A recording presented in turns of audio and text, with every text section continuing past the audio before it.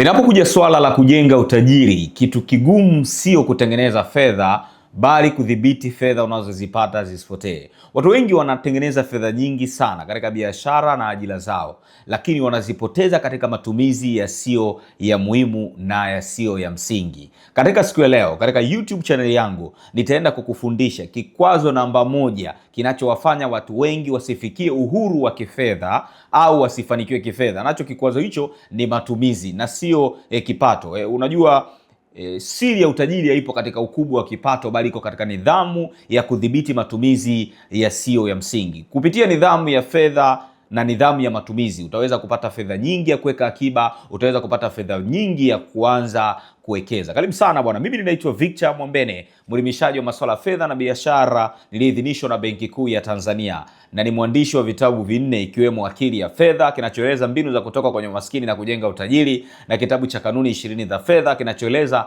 misingi ya kutengeneza, kutunza na kuwekeza fedha kwa usahihi. Katika siku ya leo bwana, kama ndo kwa mara ya kwanza upo katika YouTube channel yangu, tafadhali usiache kusubscribe na kubonyeza alama ya kengele ili uwe wa kwanza kupata taarifa tunapokuwekea somo jipya. Karibu sana bwana. Kama nilivyokuambia bwana, leo ninaenda kukufundisha njia kubwa 8 za kudhibiti fedha unazozipata zisipotee. Unajua kutengeneza pesa ni kama kuchimba kwa kutumia pini, na kupoteza fedha ni kama kumwaga maji kwenye mchanga. Yaani kutengeneza fedha ni kazi sana, lakini kupoteza pesa ni rahisi sana. Na fursa ya kuwa tajiri haitokani na unaingiza kiasi gani, bali unatumieje hata iko kiasi kidogo unachokiingiza. Mtu anaweza kawa anaingiza $200,000 tu kwa mwezi, lakini kila mwezi anatumia pesa yake vizuri, anapata pesa kuweka akiba, anapata pesa ya kuanza ujenzi, anapata pesa kuanza biashara. Lakini kuna mwingine anaweza kawa analipwa $1,000,000, lakini bado anahangaika na madeni na mwisho anashindwa kufanikiwa kwa sababu hakuwa na nidhamu katika matumizi aliyo nayo. Leo nitakupa njia ambazo zitakusaidia kuwa na nidhamu katika pesa unazozipata ili uweze kupata pesa nyingi ya kutunza, upate pesa nyingi ya kuwekeza na upate pesa itakuwa kusaidia kustaafu mapema kama wewe umeajiriwa. Sasa njia ya kwanza ni kuwa na malengo ya fedha. Njia ya kwanza kudhibiti pesa unazozipata zisipotee ni kuwa na malengo ya fedha. Malengo mpendwa ni muhimu sana.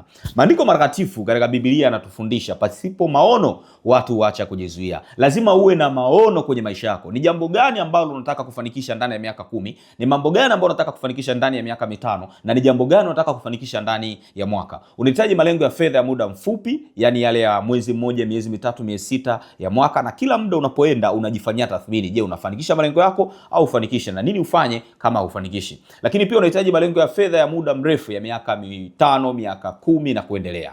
Sisi tunaelewana mpaka hapo Malengo yanatusaidia kuto kujiona kama tuna fedha nyingi. Watu ambao hawana malengo wanajiona wana fedha nyingi Watu ambao hawana malengo hawana cha kupoteza. Yaani kama una malengo ya fedha, ukiingiza $1,000,000 unajiona na pesa nyingi sana, ndio utabadilisha simu, utabadilisha sehemu ya kuishi, utabadilisha nguo, kila mwezi utanunua nguo mpya kwa sababu una malengo.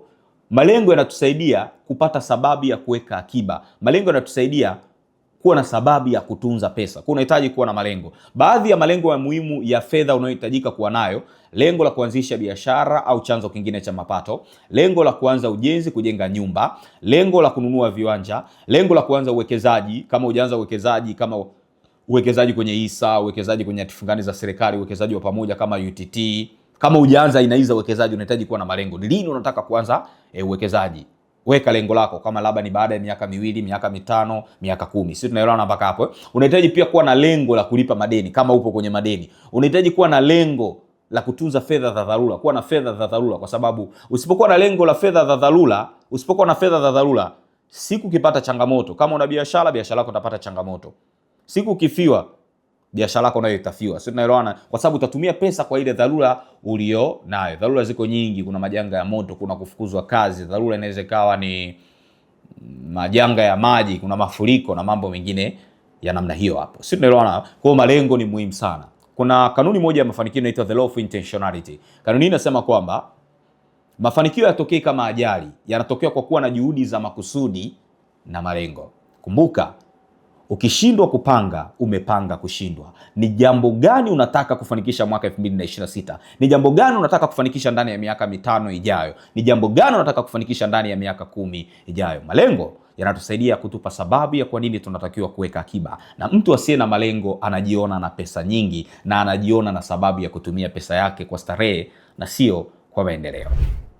Utafiti uliofanyika katika chuo kikuu cha Harvard, moja ya vyuo vikuu bora duniani, ulibaini nguvu ya malengo. Uliwachukua wanafunzi 100 waliokuwa wanamaliza chuo kwa wakati huo, ukawauliza wana malengo gani. Katika wanafunzi 100 kulikuwa na wanafunzi ambao 80 ambao walikuwa hawana malengo, wajua wanachokitafuta. Yaani hawaelewi watakuwa wapi miaka 10 ijayo. Iliwakuta wanafunzi 17 ambao wao walikuwa na malengo lakini walikuwa hawana mipango mikakati ya kufikia malengo yao. Yaani ni kama wale watu ambao wanasema nataka baada ya miaka 10 ijao niwe mfanyabiashara mkubwa wa mahindi, niwe mfanyabiashara mkubwa wa nguo, niwe mfanyabiashara mkubwa wa chakula.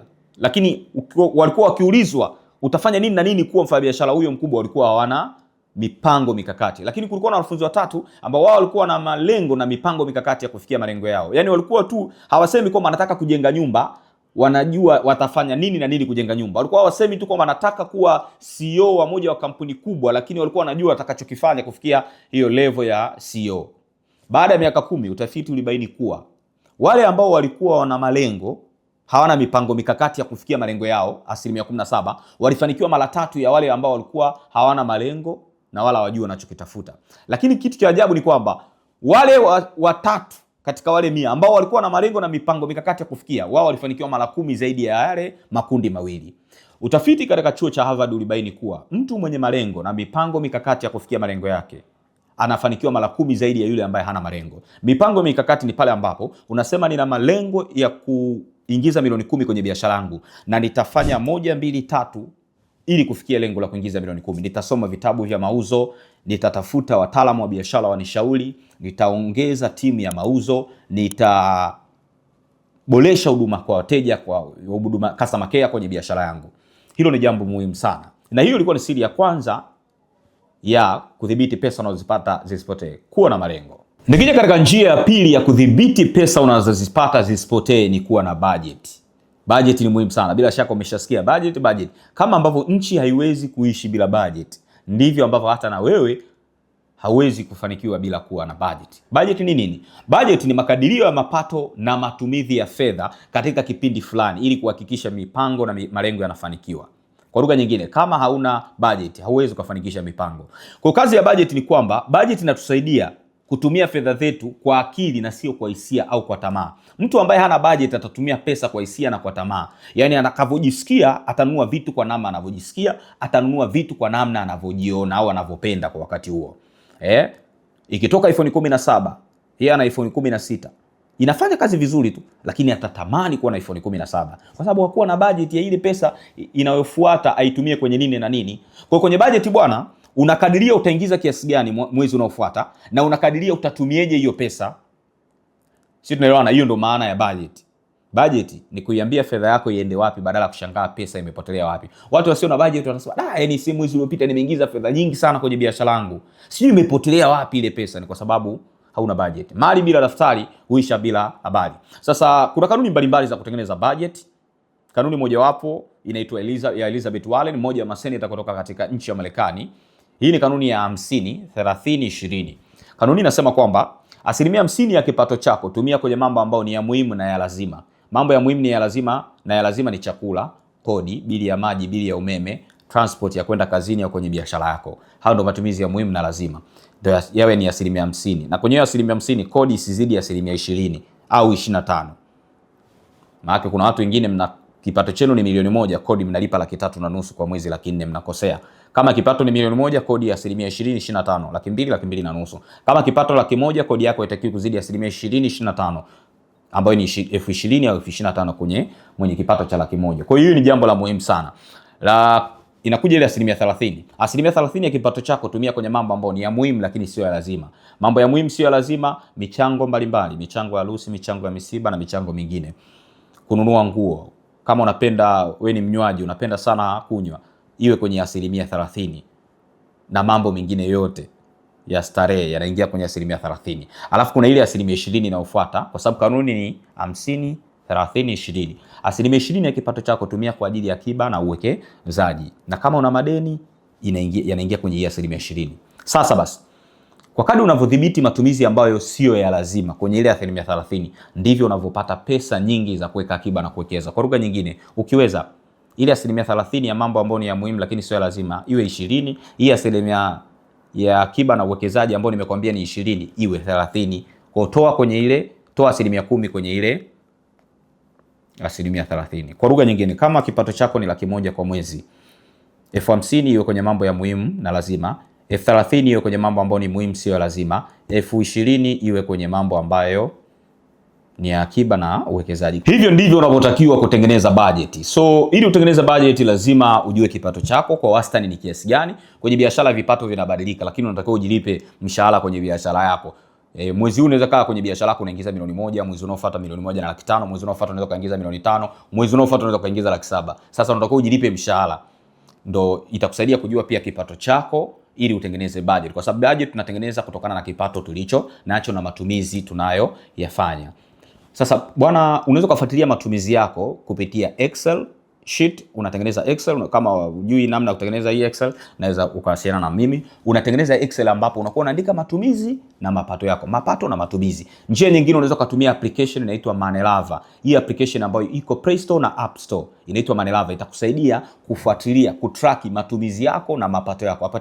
Nadhani application hii iko katika lugha ya Kiingereza. Kwa wale ambao hamjui lugha ya Kiingereza, mnaweza mkatumia Excel sheet au mnaweza mkatumia tu hata madaftari kwa kuanzia, sio mbaya. Baadaye ukaja kutumia mfumo iliyo bora zaidi. Katika siku zijazo nitatengeneza application ambayo itawasaidia watu kutengeneza budget na kurekodi matumizi na mapato yao. Kwa hivyo ndivyo ambavyo tunatakiwa kufuatilia kipato chetu. Kama haujui unatumia kiasi gani kwenye nini, hautajua eneo gani la kuimprove. Kuna watu mnatumia pesa nyingi kwenye mabando. Laiti mngalijua, wengi mngeshangaa, mngeacha matumizi yasiyo lazima katika baadhi ya maeneo kama kwenye vinywaji, kwenye mabando, michango. Kuna wengine mnatumia michango ya harusi na misiba yote inazidi hata 30% ya kipato chako 20. Hiyo ni hatari na uwezo ukafanikiwa. Njia ya tatu ya kudhibiti fedha unazozipata zisipotee, tumia kanuni ya jilipe mwenyewe kwanza. Pay yourself first. Kanuni hii tunaipata kwenye moja ya vitabu bora vya fedha na uwekezaji duniani, kinaitwa Richest Man in Babylon. Katika kitabu hiki mwandishi amesema ili uweze kufanikiwa kutunza fedha, kupata fedha za kuweka akiba na kuwekeza, lazima una utaratibu wa kujilipa mwenyewe kwanza. Mara nyingi tukipata pesa tunawalipa watu wa maduka nguo, tunawalipa watu wa petrol station, tunawalipa watu wa bili mbalimbali ya maji, umeme, tunawalipa watu wa transport, si ndio? Sasa ili ufanikiwe lazima ujilipe mwenyewe kwanza, kwa sababu wewe ni muhimu kuliko watu wengine na wewe ndio unayefanya kazi zaidi. Kwa kujilipa mwenyewe kwanza ni ile dhana ya kwamba unapopata pesa tenga angalau 10% au 20 kwa ajili ya uwekezaji au akiba kabla ya kuanza kutumia. Watu wengi wanashindwa kutunza pesa kwa sababu wakipata pesa wanafikiria watumie alafu itakayobaki ndio watunze. Kwa mara zote, kwa bahati mbaya mara zote pesa haibaki na haitoshi. Kwa badala yake nenda vice versa. Ukipata pesa fikiria kwanza kutunza na kuwekeza, alafu inayobaki ndo utumie. Kwa mara zote huwa si inabaki kubwa, unaweza kutunza 10%, 20 mpaka 30. Ile 80% au 70 inayobaki ndio unayotumia. Lakini ukisema ukipata pesa ukiwa unaanza kwanza kutumia alafu itakayobaki ndo utunze, hakuna siku utatunza, kwa sababu mara zote pesa haitatosha na haitabaki. Kwa kanuni ya jilipe mwenyewe kwanza ni kanuni rahisi na muhimu sana. Utofauti mkubwa kati ya watu wanaofanikiwa na wasiofanikiwa kifedha ni kwamba watu wasiofanikiwa maskini wanatawaliwa na consumption mentality. Hii ndo ni hali ambayo ukipata pesa unawaza kwanza kutumia alafu ndo kutunza.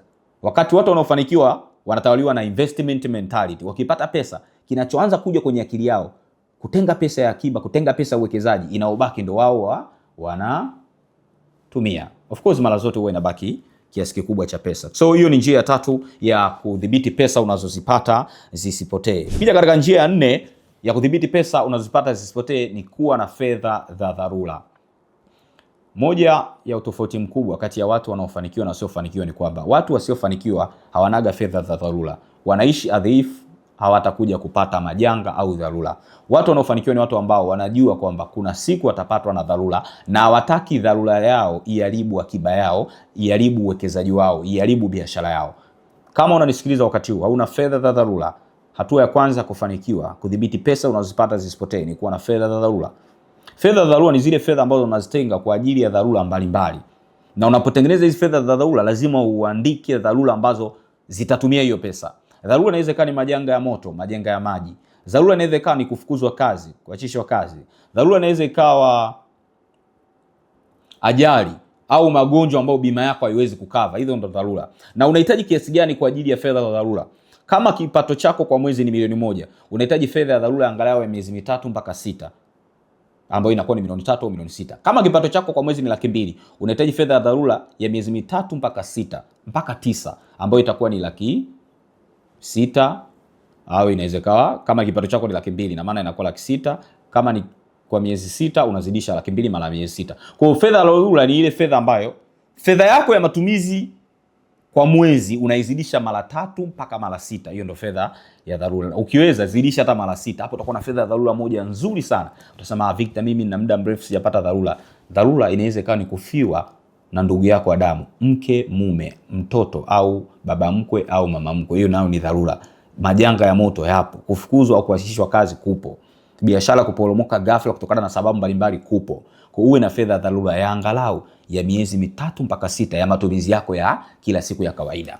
Usipokuwa na fedha dharura, ukija kupata dharura, biashara yako itapata dharura. Ukipata dharura, uwekezaji wako utapata dharura. Ukipata dharura, akiba yako utapata dharura. Kwa fedha dharura ni muhimu sana kama unataka kudhibiti pesa unazopata zisipotee. Kuna watu wakutana na dharura wanaenda kuchukua mikopo ya kausha damu, mikopo yenye riba kubwa kwa ajili ya kukidhi ile dharura, labda ni ya msiba, kufukuzwa kazi, ni majanga ya moto, hali ambayo inawaathiri kuwa na kipato, kuwa na akiba kwa ajili ya uwekezaji, kuwa na biashara. Sisi tunaelewana mpaka hapo eh? Kwa hiyo tafuta fedha za dharura, emergency fund. Njia 5 ya kudhibiti fedha unazozipata zisipotee ni epuka madeni yasiyo na ulazima. Kama na wewe ni mmoja wa watu ambao unahangaika na madeni, madeni hayatokani, yani kuwa na madeni haihusiani na kipato. Unaweza kuwa na kipato kikubwa na una madeni, na unaweza kuwa na kipato kidogo na hujawahi kukopa au hauna madeni. Epuka madeni kama unataka kufanikiwa kifedha. Madeni yanarudisha nyuma, yataleta msongo wa mawazo, yatakunyima fursa ya kuanzisha biashara au kukuza biashara au kuanza uwekezaji, kwa sababu utakuwa kila pesa unayoipata inaishia kwenye madeni na riba. Sasa tunaelewana mpaka hapo eh? Usikope fedha kwa ajili ya kutumia, kopa fedha kwa ajili ya kuzalisha. Utofauti wa mikopo mibaya na mikopo mizuri ni kwamba mikopo mibaya ni ile mikopo ambayo umechukua fedha kwa ajili ya kutumia. Hata kama umechukua fedha, umekopa fedha kutumia kwenye mambo ya msingi kama matibabu au kodi au ada, hiyo bado ni mikopo mibaya. Epuka mikopo mibaya. Usikope fedha kwa ajili ya kutumia, kopa fedha kwa ajili ya kuzalisha. Na hapa pia usikope fedha kuanzisha biashara ambayo hauijui, itakupelekea kwenye madeni. Biashara nyingi katika mwaka wa kwanza, wa pili na wa tatu huwa hazilipi, na utafiti umegundua kwamba biashara nyingi zinazoanzishwa zinakufa ndani ya miaka 3 mpaka miaka 5. Kwa ukikopa pesa kuanzisha biashara ambayo hauijui, wewe mwenyewe una uzoefu wa kuanzisha au kukuza biashara, lazima tu utaingia kwenye madeni mabaya. Na kuna utofauti kati ya deni na mkopo. Deni ni mkopo uliokosewa adabu. Deni ni mkopo uliopitiliza muda wake. Na ndio haya madeni ndio yanayoleta stress kwa watu wengi. Huwezi kutunza fedha kwa ajili ya kuwekeza, kuanzisha biashara, kujenga nyumba ikiwa una madeni ya watu. Kuna watu isingekuwa madeni wangekuwa mbali sana kiuchumi. Hivyo basi, epuka kukopa fedha kwa ajili ya ada ya watoto, epuka kukopa fedha kwa ajili ya kodi. Yaani kuna watu ambao kila kodi ikifika lazima wakope. Kila ada ya watoto ikifika lazima wakope. Jichunguze, inawezekana unalipa ada kubwa kuliko uwezo wako. Inawezekana unalipa kodi kubwa kuliko uwezo wako. Jichunguze, usiishi kwa kutaka kuonekana tajiri. Ishi ili uwe tajiri. Katika kutaka kuonekana tajiri, watu wengi wamepoteza fursa ya kuwa tajiri. Jichunguze, isije kawa unalipa kodi kubwa kuliko uwezo wako. Kodi yako ya sehemu ya kuishi haitakiwi kuzidi 25%. Ikizidi sana 30. Kama unaingiza milioni 1, kodi haitakiwi kuzidi 250,000. Iwe 200,000 au 250,000. Kama unaingiza 100,000, kodi iwe 20,000 au 25. Kinyume na hapo unatumia pesa zako vibaya na kwa nidhamu. Vivyo hivyo kwa ada ya watoto. Usilipe ada ya watoto wako zaidi ya uwezo wako, ili tu uonekane na wewe watoto wako wanasoma shule international au English medium. So tunaelewana mpaka hapo. So epuka mikopo mibaya. Kuwa na bima ya afya ili siku ukiumwa usiende kukopa pesa kwa ajili ya matibabu. Bima ya afya inaweza kuwa ni 400,000 tu kwa mwaka, lakini itakuokolea milioni 10 za matibabu kwa baadaye. Usio kujifunza kwa maumivu, kwa sababu watu wengi kwenye hili wanajifunza kwa maumivu. Tengeneza bima kama ni kwenye vyombo vya usafiri. Tengeneza bima ya afya. Bima ya afya unaweza kujikuta kwa mfano kwa wanafunzi wa vyuo, bima ya afya unakuta ni 50,000 kwa mwaka mzima, lakini inamuepusha akiumwa hata matibabu ya 200,000, 300,000, 500,000 inakava. Kuna watu wanalipa bima ya 400,000, lakini matumizi yao kwa mwaka ya matibabu ni milioni 10. Kwa bima zinatusaidia kuokoa pesa. Kwenye kufikia mafanikio ya kifedha, lengo pia si tu kujifunza kutengeneza pesa, tujifunze pia kulinda pesa tunazipata zisipotee kirahisi. Tunaelewana mpaka hapo eh? Yes, tuje katika njia sita ya kudhibiti fedha unazipata zisipotee. Kuwa na tahadhari kabla ya kwenda kuwekeza. Kuna watu ambao umetunza fedha nyingi kwa miaka mingi. Umetunza mpaka imefika milioni 5, umetunza mpaka imefika milioni 10. Unasikia uwekezaji tu fulani. Unakimbia unaenda unawekeza bila kufanya utafiti wa kutosha, bila kuelewa aina uwekezaji unaoingia. Kisa tu watu fulani wamekwambia wanaingiza fedha, wanatengeneza fedha na unaingia. Watu wengi wanapoteza fedha kwenye kampuni za network marketing ambazo sio sahihi. Unaambia leta mtu, unaanza na milioni 5, unanunua saa ya milioni 5. Na kampuni ambayo ilikuwa inauza bidhaa ambazo unanunua saa ya milioni 5, si unanunua mkufu, si unanunua nini, vitu ambavyo havina msingi kwenye maendeleo. Unapoteza fedha kwa kununua kuwekeza katika vitu ambavyo huvijui na sio vya uhakika, havina uhakika. Uwekezaji wote ambao unakuahidi hela nyingi ndani ya muda mfupi, unabidi uwe makini na uogope. Kuna wengine wamepoteza fedha kwenye hisa pia. Wananunua hisa za makampuni kwa miemko, kwa kuangalia tu bei ya hisa inavyopanda bila kujua thamani ya hisa. Kwa kuna watu wamepoteza fedha kwenye makampuni ya network marketing, kuna watu wamepoteza fedha kwenye makampuni ya hisa. Hisa ni uwekezaji mzuri sana, lakini usipokuwa makini wa kuchambua kampuni gani sahihi ya kuwekeza, utapoteza pesa. Si tunaelewana? Kuna wengine wanapoteza fedha kwenye biashara, wanaingia katika biashara ambayo haijui. Unaambia kilimo cha matikiti kinalipa, weka milioni 1 unapata milioni 10 ndani ya mwaka mmoja, unaenda unawekeza kwenye kilimo cha matikiti. Usijue riski and benefit.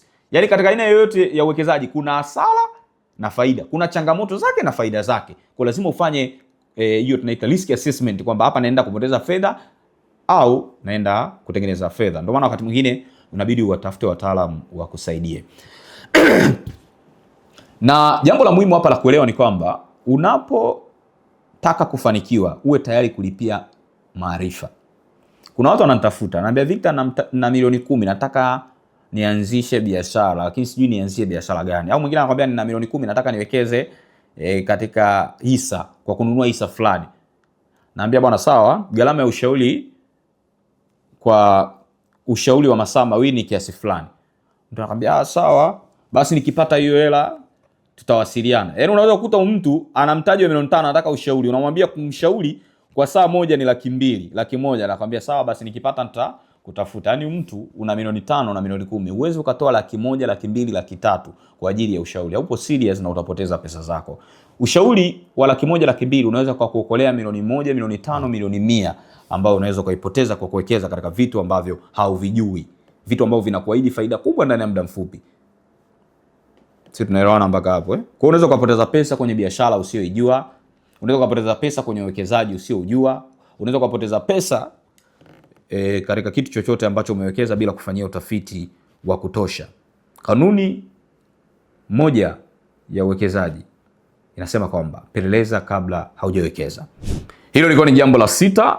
Nikija katika jambo la 7 litakalo kusaidia kudhibiti pesa unazozipata zisipotee.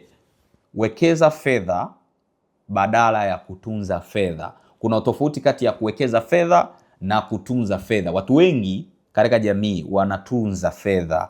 Hilo ni kosa, hawawekezi. Kutunza fedha ni kama kuweka pesa kwenye mitandao ya simu ya kawaida, M-Pesa, Mixx by Yas, Airtel Money. Unaweka tu hela mle, inakaa tu mwezi wa kwanza, mwezi wa pili, mwezi wa tatu, mwaka. Umeweka tu kwenye account au umeweka kwenye account ya benki, imekaa tu haiongezeki. Popote ambapo unaweka pesa yako, kama haiongezeki ujue inapungua. Kwa make sure unaweka pesa zako sehemu ambako inaongezeka, kwa sababu kuna mfumuko wa bei. Unaweza kuweka pesa zako kwa kununua hisa. Kama unaweka pesa kwa malengo ya muda mrefu, unaweza kununua hisa. Malengo ya muda mrefu kama miaka 5, 10. Yaani unaweka pesa ambayo unajua sihitaji, labda nitahitaji baada ya miaka 4 huko, 3, 5, 7, 10, wekeza kwenye hisa. Kama unaweka pesa kwa malengo ya muda mfupi, unaweza kuwekeza kwenye mifuko ya uwekezaji wa pamoja kama UTT, ile ina mifuko yake 6 pale. Unaweza kuwekeza kwenye mifuko mingine, Inuka Fund, Faida Fund. Kama unawekeza kwa malengo ya muda mfupi, si na utaki riski. Kwa sababu kwenye hisa, ukiwekeza kwenye hisa kuna hatari. Kwa kama utaki hatari, wekeza kwenye mifuko ya uwekezaji wa pamoja UTT. Kama una hatari wewe sio issue, kwa sababu ukiwekeza kwenye hatari ndio unapata faida kubwa pia. There are the risk, there are the rewards. Na vice versa is true. Unapokeza sehemu ambako kuna hatari sana, pia ndio kuna fursa kubwa ya kupata pesa nyingi zaidi. Sisi tunaelewana mpaka hapo. So wekeza fedha badala ya kutunza pesa. Pia unaweza kuwekeza pia kwenye uwekezaji katika hati fungano. Unaikopesha serikali na serikali inakuwa inakulipa kwa riba kila baada ya miezi 6 kupitia benki kuu. Inaweza kan treasury bill au treasury bonds, hati fungani za serikali za muda mfupi ambao kima cha chini cha kuanzia kuwekeza ni 500,000 au kuwekeza kwenye zile hati fungani za muda mrefu kima cha chini cha kuwekeza ni milioni 1. Nishaeleza hili somo la uwekezaji lipo hapa, hati fungani nimezielezea, uwekezaji wa pamoja UTT nimeelezea kupia uwekezaji kwenye hisa, nimeelezea pia mambo ya budget. Haya mengi nayoeleza kuna masomo yake specifically kabisa. Kwa hiyo tunza pesa badala ya kuwekeza pesa. Usitunze fedha kwenye mitandao ya simu au benki kawaida. Wekeza sehemu ambako utapata na faida, kama uwekezaji mifuko ya uwekezaji wa pamoja au uwekezaji katika aina nyingine. Mwisho na kwa umuhimu zaidi, ukitaka kudhibiti pesa unazopata zisipotee ovyo, make sure kila pesa unayoitumia unaandika. Umetumia usafiri leo 7,000, andika. Umetumia voucher leo 10,000, andika. Chakula leo umetumia 12,000, andika. Mabando umetumia 7,000, andika. Michango harusi umetumia 200,000, andika. Misiba 100,000, andika. Sio nini na nini, andika. Kuandika matumizi mara kwa mara kutakusaidia kujua ni maeneo gani unatakiwa uyaboreshe yanayotumia pesa nyingi, ambayo hakutakiwa kutumia pesa nyingi. Kuna watu mnatumia pesa nyingi kwenye michango kuliko uwezo wenu. Mnachangia harusi na misiba kwa zaidi ya 10% ya kipato chenu. Hilo ni kosa kubwa sana, litakuchelewesha kufanikiwa kifedha. Kuna wengine mnatumia fedha nyingi kwenye chakula, wengine kwenye mabando, wengine kwenye transport. Ili ujue eneo gani la kuboresha linalotumia pesa zako nyingi, ni lazima uwe unaandika matumizi yako. Na unaandika kwa njia gani? Unaweza kutumia Excel. Sawa? Unaweza kunitafuta kukusaidia kupata Excel. Excel unatumia kompyuta tu. Unakuwa unaandika, yenyewe inajumlisha matumizi yako na inakuonyesha sehemu kubwa matumizi yako kwenye eneo gani. Ni vyakula, ni usafiri, ni kodi, ni transport, ni saluni, ni nguo au vinywaji. Sisi tunaona mpaka hapo michango. Excel. Njia nyingine ukiachia Excel, unaweza kutumia application ya Money kama nilivyowaambia hapo awali. Application ya Money iko kwenye App Store na Play Store. Ni ya lugha ya Kiingereza nadhani. Sidhani kama ina lugha ya Kiswahili. Lakini ukiachia hivyo pia utake mambo mengi, unaweza kaandika tu kwenye daftari. Kila unapotumia pesa kwa kila siku, andika kwenye madaftari au andika tu kwa kutumia Microsoft Word kama Excel kwako huijui kuitumia, au kama utataka kutumia Excel unaweza kunitafuta nikakuunganisha. Hii itakusaidia. Kumbuka, mali bila daftari huisha bila habari. Asante sana kwa kunisikiliza. Kama unataka kufanikiwa kwenye maisha, elimu ni muhimu sana. Tunatengeneza fedha kwa tunachokijua na tunapoteza fedha kwa tusichokijua. Nimeandika vitabu 4 vitakavyokusaidia katika eneo la fedha, biashara na uwekezaji. Soma kitabu changu cha Kanuni 20 za Fedha, kinaeleza misingi ya kutengeneza, kutunza na kuwekeza fedha kwa usahihi. Hiki ni 20,000. Nimeeleza pia aina mbalimbali za uwekezaji Tanzania ambazo ni bora. Lakini pia unaweza kusoma kitabu changu hiki cha jinsi ya kuanzisha na kukuza biashara. Kama unataka kufanikiwa kwenye ujasiriamali, kupata wateja wengi, kuongeza faida kwenye biashara, jinsi ya kuwahudumia wateja, customer care, jinsi ya kuchagua wazo bora la biashara, unamtaja hujui ufanye biashara gani, nimeeleza jinsi ya kuchagua wazo bora la biashara. Nimeandika kitabu changu kingine kinaitwa Akili ya Fedha, kinachoeleza mbinu za kutoka kwenye umaskini na kujenga utajiri wa kudumu. Ndio kitabu changu kipya na ni bora zaidi. Ni 25,000. Hivi vingine nilivyovitaja hapa awali ni 2020, na kitabu pia kinaitwa Nguvu ya Kujua, kinachoeleza mambo 16 unaopaswa kuyajua na kuzingatia kama unataka kufanikiwa kwenye maisha yako. Lakini pia bwana, nina habari njema. Kama wewe ni mfanya biashara, una biashara yako, whether unauza simu, unauza hardware, una duka la hardware, una duka la dawa, una duka la mangi, unauza furniture, unauza kitu chochote kile unachokiuza. Kwa sasa bwana, tuna mfumo ambao utakusaidia kusimamia biashara yako kirahisi popote ulipo. Hata kama hujakanyaga dukani kwako kwa siku 2-3 au wiki, utajua kinachoendelea. Kupitia application yetu inayoitwa Biashara Soft, utaweza kuona bidhaa zinazokaribia kuisha, na bidhaa zikaribia kuisha mfumo unakutumia message, na bidhaa ikiisha mfumo unakutumia message. Kwa kuna stock alert, low stock alert na out of stock. Lakini sio hivyo tu, mfumo wetu utakuonyesha bidhaa zinazotoka sana, yani fast moving product, na itakuonyesha bidhaa ambazo hazitoki, slow moving product, na itakuonyesha most profitable product, yani bidhaa ambazo zina faida kubwa dukani kwako, na itakuonyesha bidhaa ambazo hazina faida. Pia mfumo wetu bwana utakuonyesha kama unauza bidhaa ambazo zina expire, mfumo wetu utakuonyesha bidhaa zinazokaribia ku expire na thamani ya mzigo unaokaribia ku expire. Labda mzigo wa thamani ya milioni 10 unakaribia ku expire.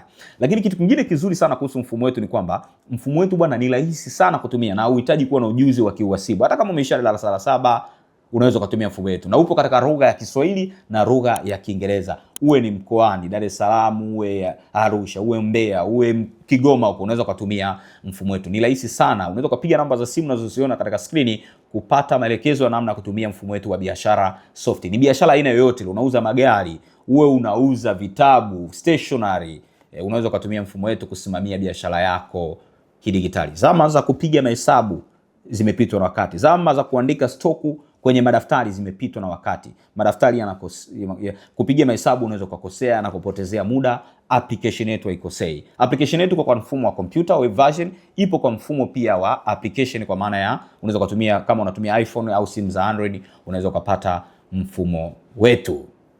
Piga namba za simu unazoziona katika screen kupata maelekezo ya namna ya kutumia mfumo wetu kusimamia biashara yako.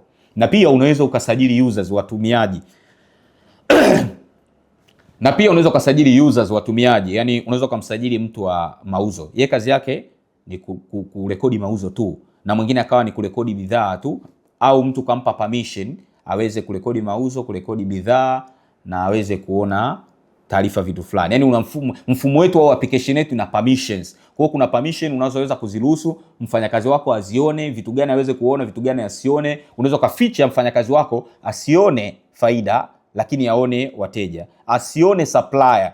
Kama una supplier pia mfumo wetu au application yetu inakusaidia kuona supplier na vitu ulivyonunua kwake na thamani ya pesa ulioacha kwa supplier wako. Piga namba za simu unazoziona kupata mfumo au application yetu ya biashara soft. Ni rahisi sana kutumia.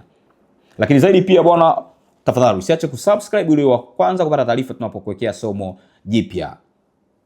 Na nifuatilie kwenye mitandao ya kijamii kama Instagram kwa jina la Victor Mwambene, TikTok, Facebook kwa jina la Victor Mwambene. Asante. Kupata vitabu piga namba za simu unazoziona katika screen au 0744 1266 40 kupata vitabu hivi. Na kama unahitaji elimu kwa ajili ya wafanyakazi wako, elimu kuhusiana na mauzo, masoko, kama unahitaji elimu kuhusiana na personal finance management katika kampuni yako, ni wafundishe wafanyakazi wako jinsi ya kusimamia fedha zao au jinsi ya kuongeza mauzo, basi wasiliana nasi kwa namba unazoziona katika screen kwa ajili ya mafunzo au ushauri. Asante sana, hadi wakati mwingine.